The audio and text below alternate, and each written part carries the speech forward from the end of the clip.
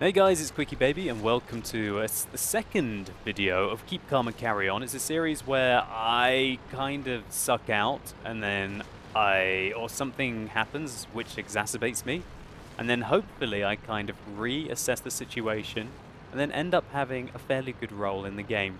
So I'm playing in the SU-12254. This is a tank that I've only just recently got. You can see me looking at it there going, wow, so cool. Oh, it looks awesome. Yeah. And it really does. I really like this tank, and I fully recommend it.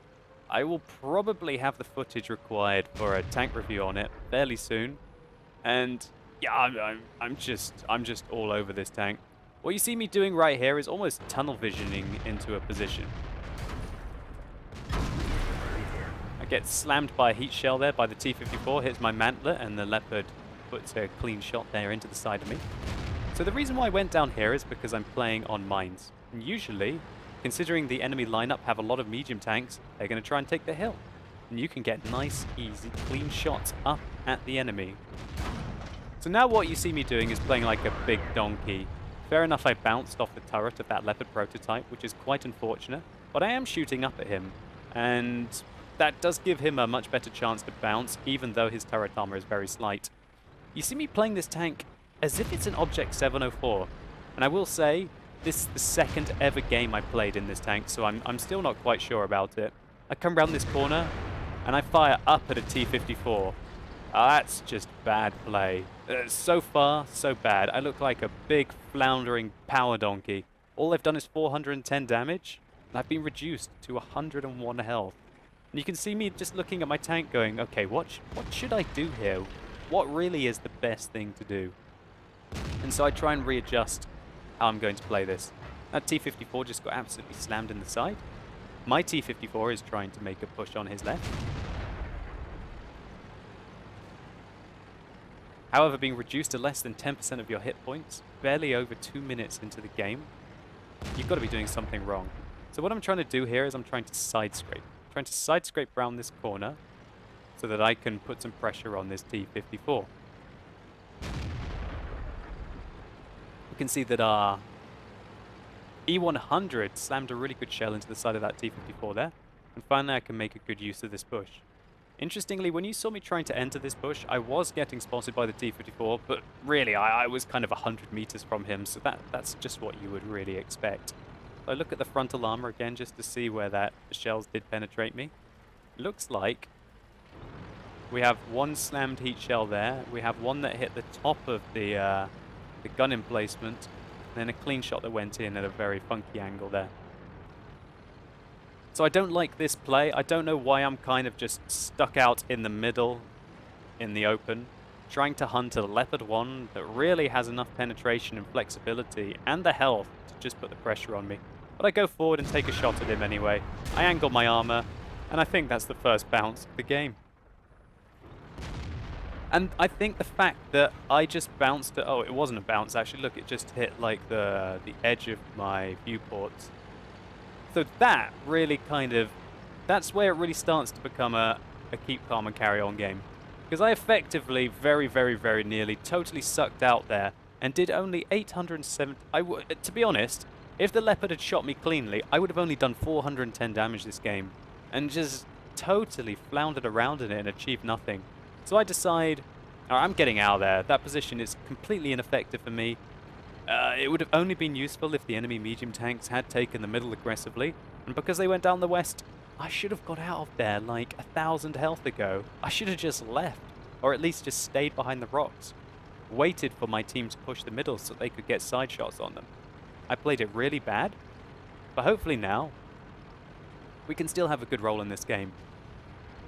Now just look how fast this tank is. I'm able to take tier 9 tank destroyer very quickly around the map to be able to put pressure on the enemy in different positions. Now this is much more effective for me. I get to use these bushes at the front. This is looking more like it. This is more like what an SU-12254 has to do. So we have the front of a Jagdtiger. I take my shot knowing that I would be spotted. I pull back immediately. Thankfully, I didn't get hit. I wait for a re-stealth, and then I go back. And this is a value target right now. Put a nice side shot into him there. It's a shame it rolled low for only 370. I think the average damage of this gun is 440.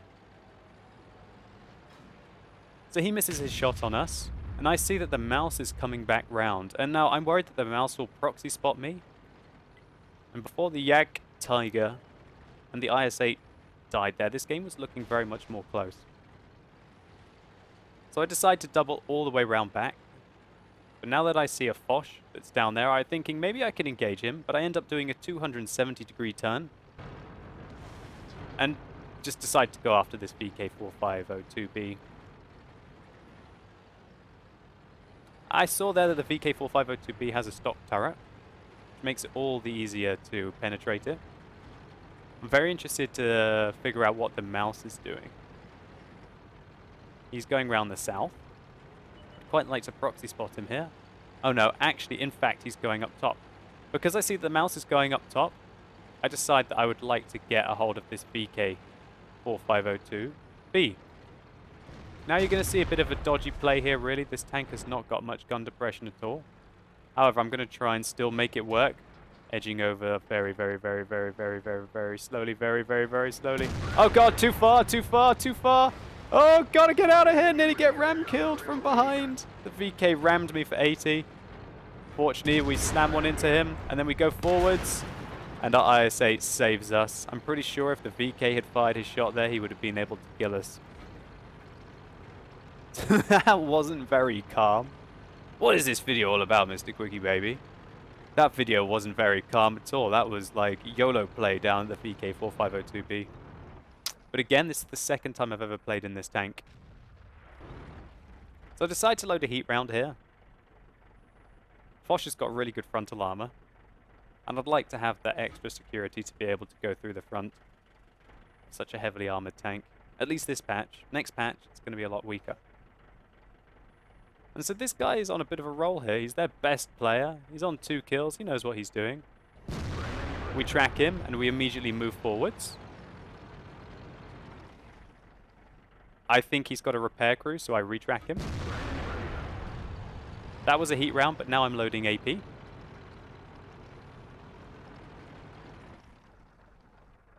Go for another retrack. Check out the rate of fire of this 122mm. And then, yeah, shotgun him right in the side. Kablam! And that was I think that was the calm kill at the end. That was the one that I was looking for. But I really wanted to show this video to highlight firstly that I was just learning the SU-122-254, and boy did this game help me learn how to play this tank. I noticed that you have to use the speed to outplay your enemies in this tank, otherwise really you're just the same as most other tank destroyers, but you don't have any armor. The main reason why I wanted to show this is because you saw how badly I was doing on that western flank. I went into it with a mindset. My mindset was, medium tanks will go in the middle, I will go to the west to counter them and shoot them in the side. Now, I was so strongly fixed in that mindset that I really didn't adjust myself to the situation. And I lost nearly all of my health trying to make it work. I think that's kind of a response where you're kind of out of your comfort zone. And I thought, wow, I'm just going to go out and try and shoot this T-54 anyway, because, yeah, I'm in a tank destroyer and I should be able to blow him up. Now, he was in a really good position. He had his lower plate covered. I was aiming up at him. All I could see was the upper plate well angled, and it's 120mm thick. It's hardly ever going to go in. But really, it was that bounce by the Leopard. Well, not really the bounce, but the fact that he just clipped my observation device. It made me realize, wow, this flank really isn't working. And it wasn't until I figured that out and then I pulled back that I was able to have a good role in the game. And I think that if I wasn't there to shoot that Yak Tiger twice, and then help put the pressure up on that VK4502B, and then stop the marauding Foch from taking out the rest of my team, then maybe we might have lost. This video is just trying to highlight something that I'm trying to do, to remember that as long as you're still alive, there's always something that you can do. And if a flank isn't working, don't be afraid to pull back from it and re-engage down a different one. As we could see at the end there, even an SU-122-254 on 21 health is fully capable of outplaying a Foch hard through tracking, moving, retracking, moving, and confirming the kill. So we did end up finishing top on experience in that game, getting 1,091. And a lot of people ask me kind of, how do you get such high damage average in your games? And it's through kind of constantly assessing the map, adjusting your situation, and then trying to re-engage for a situation, hopefully, that will be effective for you. Now, I'm not saying that I'm a master at that. As we could clearly see, I kind of YOLO'd, and it took a bounce that would have killed me against the leopard before it really clicked as to what I should do. Hopefully this video will help me remember and maybe help some of you guys to constantly reassess the situation and change your actions depending on it. Just because you've got less than 10% health left doesn't mean that you can go on and do an extra 3000 damage. Anyway guys, thank you so much for watching. If you've enjoyed this video or it's been useful to you, please consider rating it down below. Maybe let me know in the comments if you had any awesome situations where you've been like reduced to no health but gone on to do thousands and thousands of damage or maybe get several kills for your team. You've been epic and hopefully I'll see you soon.